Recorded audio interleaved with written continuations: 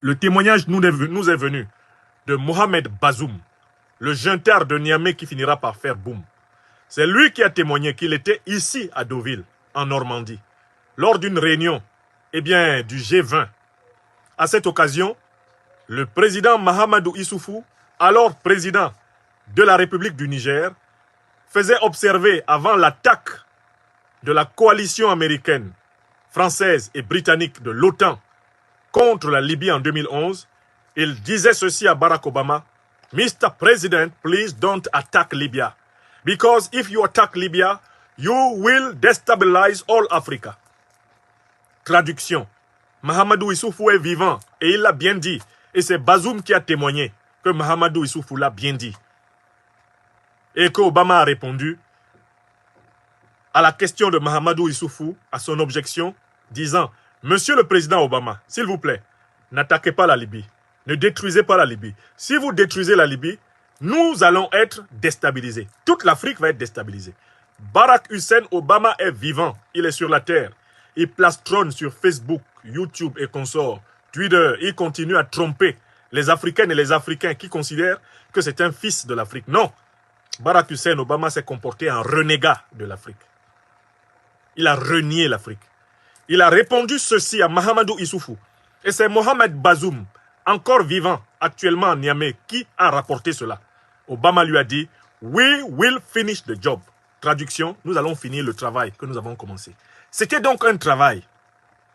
Et on a appris avec du recul, grâce aux révélations de Wikileaks et aux emails d'Hillary Clinton, secrétaire d'État de Barack Obama, et grâce aux révélations sur ce que Sarkozy a ourdi pour assassiner Kadhafi et déstabiliser l'Afrique tout en volant l'argent de Kadhafi.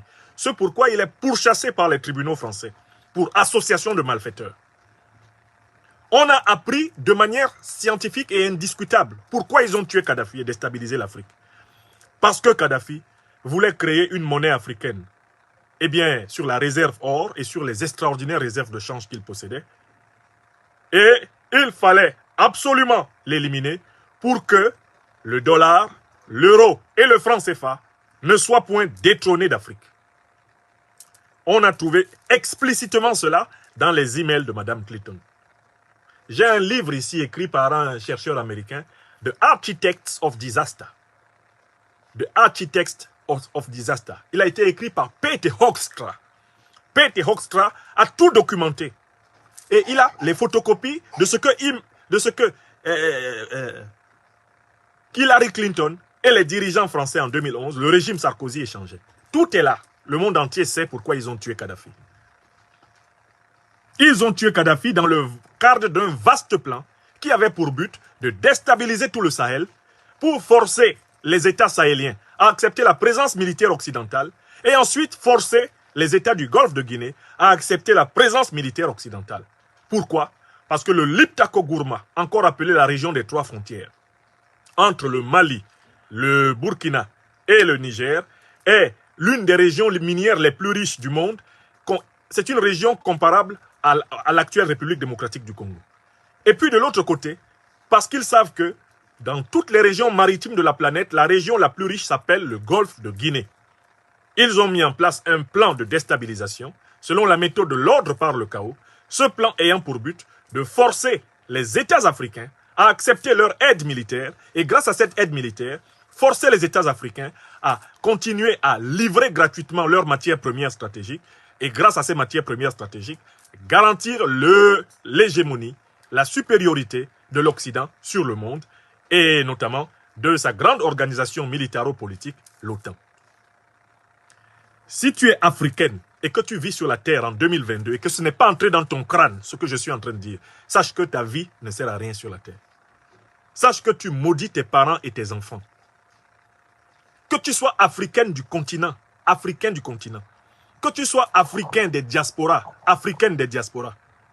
Que tu sois africain américain, que tu sois africain européen, que tu sois africain africain asiatique, et que tu n'as pas compris que la même stratégie qui fut élaborée pour la traite négrière, sans réparation ni repentance, la même stratégie qui fut élaborée pour la colonisation, sans repentance ni réparation jusqu'à ce jour, avec des massacres de millions, de centaines de millions d'êtres humains.